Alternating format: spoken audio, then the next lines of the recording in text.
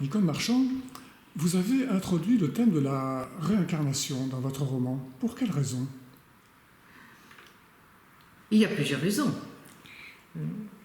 La plus simple à comprendre, si vous êtes un lecteur lambda, n'importe qui, hein, c'est que la notion de réincarnation permet à un écrivain d'enrichir considérablement le portrait de personnage central sur lequel il veut attirer l'attention.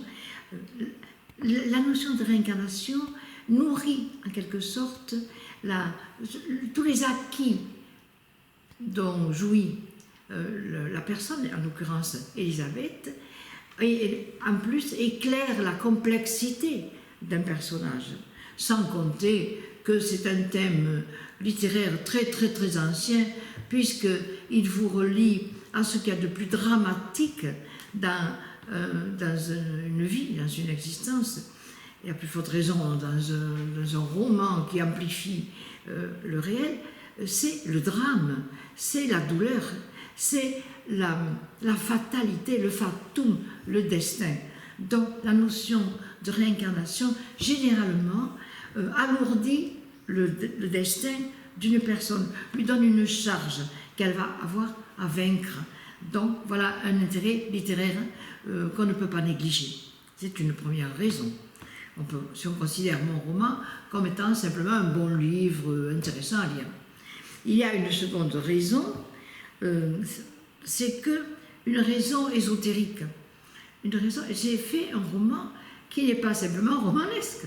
C'est un roman que j'ai appelé, dans le sens large du mot, une initiation, un roman initiatique.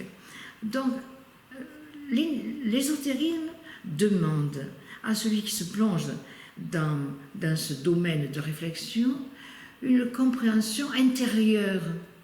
Donc, Elisabeth va devoir comprendre intérieurement la logique de ce qui lui arrive, le bien fondé, le pourquoi.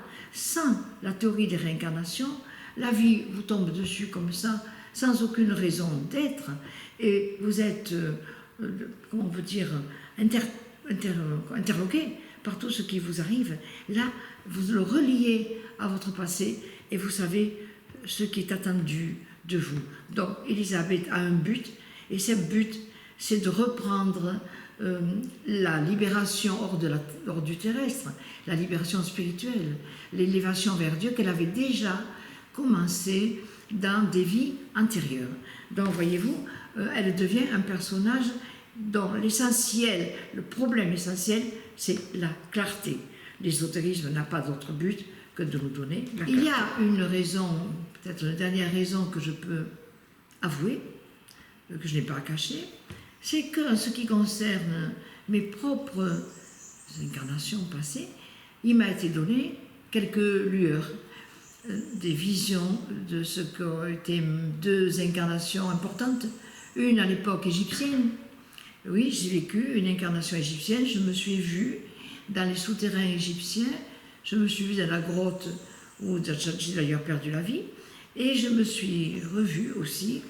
Alors là, c'est très très très très fort la liaison que j'ai avec le Moyen-Âge et notamment l'initiation cathare.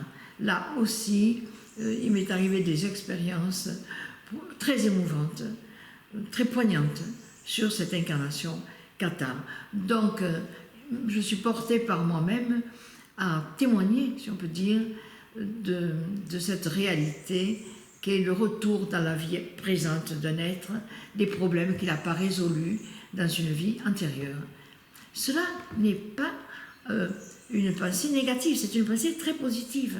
Je l'explique d'ailleurs un moment dans le roman, Elisabeth elle-même l'explique à son mari, quand on reçoit une charge du passé, ou bien on pleure et on se lamente sur le fait que cette charge est lourde, ou bien on se met à la tâche et on se dit, il m'a été confié quelque chose, c'est d'alléger, de libérer ce que je n'ai pas pu alléger et libérer dans une vie passée. Donc c'est plutôt réjouissant.